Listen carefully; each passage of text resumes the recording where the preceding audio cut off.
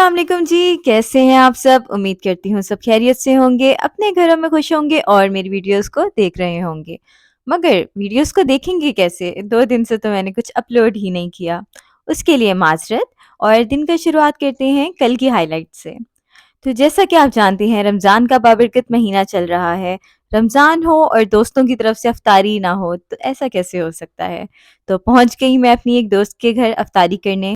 जिसने बहुत सारी मेहनत करके हमारे लिए तरह-तरह के मज़े-मज़े के खाने बनाए थे। तो दिन बहुत अच्छा गुज़रा, बहुत सारी बातें की, बहुत सारी यादें दोहराई और अपने कॉलेज और यूनिवर्सिटी के टाइम को याद किया। बस यूँ ही तरोताज़ा होकर सुबह पहुँची मैं स्कूल। पहली बार मेरा स्कूल जाने का दिल कर रहा था। तो स्कूल जाकर एज़ यूजुअल आपको मेरी रूटीन पता है, अपने बच्चों के साथ थोड़ी-सी मेहनत की और पहुँच गए हैं हम नंबर 6 पर। सेकंड टर्म हमारा स्टार्ट हो चुका है और बड़ी खुशी होती है जब वो खुद से अपना काम करते हैं। तो बस कुछ ऐसा ही दिन गुज़रा, रंगों से खेला, बच्चों को रंगों का कॉन्सेप्ट दिया और उसके बाद आ गया हमारा फ़ेवरेट पार्ट, जो कि अब तक आप सबको पता लग ही गया होगा। सिर्फ़ बच्चों का नहीं, मेरा भी ये बहुत फ़ेवरेट है। तो कुछ अधूरे काम निपटाए और पहुंच गई मैं अपने घर। और आपको पता है किसके पास? चीनू और मीनू के पास। तो चीनू और मीनू जो हैं वो वीडियो में आ नहीं रहे थे, तो मैंने सोचा क्यों ना इनको वीडियो में लाया जाए और इनके बारे में थोड़ी सी इन्फॉर्मेशन आपको दी जाए। तो चीनू और मीनू हमारे घर कैसे आए? ये दरअसल मेरे भाई के दोस्त के तोते हैं, जो कि मेरे भाई ने उससे ख़रीदे और अब ये हमारे पास होते हैं। तो चीनू और मीनू को पहचाना कैसे जाए? मैं खुद कन्फ्यूज़ थी। मैं चीनू को मीनू और मीनू को चीनू समझती थी।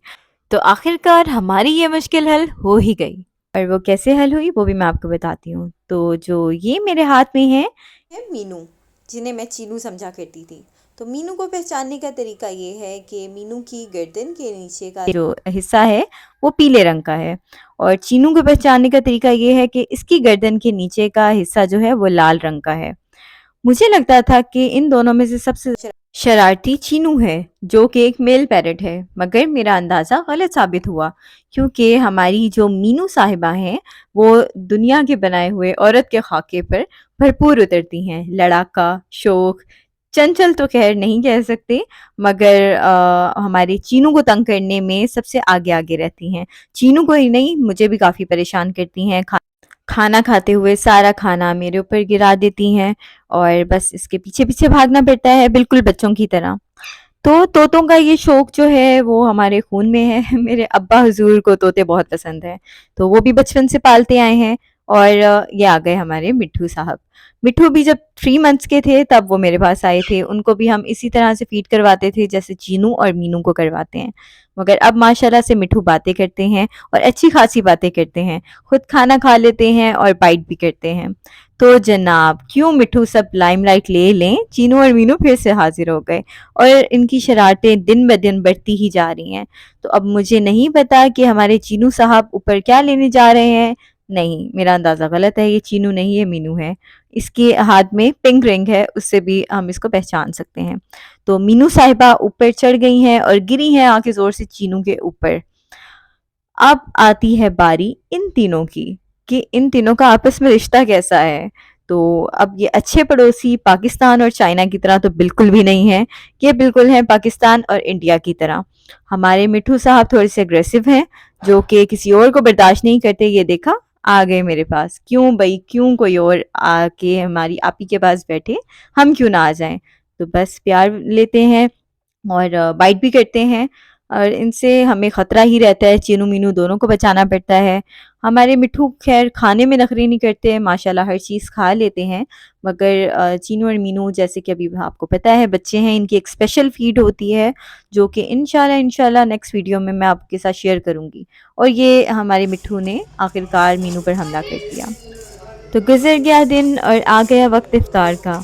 आज इफ़्तार बनाने की बारी मेरी थी, तो मैंने सोचा क्यों ना आज चावल बनाए जाएँ। घर में चने पहले से मौजूद थे और रोटी खाने का मेरा दिल नहीं था, तो बस बिस्मिल्लाह की और ये मेरा बचपना शुरू हो गया। बचपन में भी कभी अम्मा जब चावल साफ़ करती थीं या धोती थीं, तो मैं यही हरकतें करती थी। आज फिर से मैंने अपना बचपन जिया। पहले भी मैं ऐसे ही किया करती थी, चावलों की मदद से अपने स्केलेटन को उभारा करती थी, हाथों की हड्डियाँ बनाया करती थी। बस आज वो यादें ताज़ा हो गईं।